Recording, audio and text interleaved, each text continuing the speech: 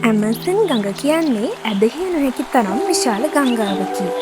විශාලතම ගංගා හත එකතු වන ප්‍රමාණයට වඩා වැඩි ජල ප්‍රමාණයක් ඒ ගලා යයි. ඒ කියන්නේ සෑම තත්පරයකම එහි ද්‍රෝණයේ සිට සාගරයට අතිවිශාල ජල ප්‍රමාණයක් ගලා යයි. කිසිදා නතර නොවන බව පෙනෙන විශාල ගංගාවක් ගැන සිතන්න. එනම් ඇමසන්ය. මෙම ගංගාව ඇන්ඩීස් කඳුවැටියේ සිට ආරම්භ වී අට්ලාන්ටික් සාගරයට ඉතා දිගු දුර ගමනක් ගමන් කරයි.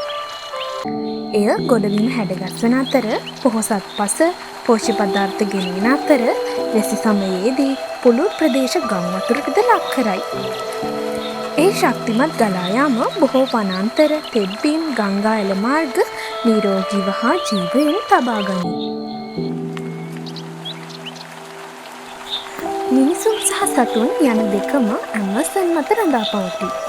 බොහෝ මාළු, පක්ෂීන් සහ ශාක එහි ජීවත් වන අතර ප්‍රාදේශීය ප්‍රජාවන්ට බීමට, මසුන් එල්ලීමට සහ වෙනත් කටයුතු සඳහාද මෙම ජලය භාවිතා කරයි.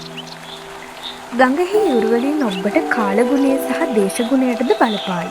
ඒ ඉතා විශාල බැවින් ඇමසන් ආරක්ෂා කිරීමට අවට නගර සඳහා පමණක් නොව මුළු ග්‍රහලෝකයටම වැදගත් වේ.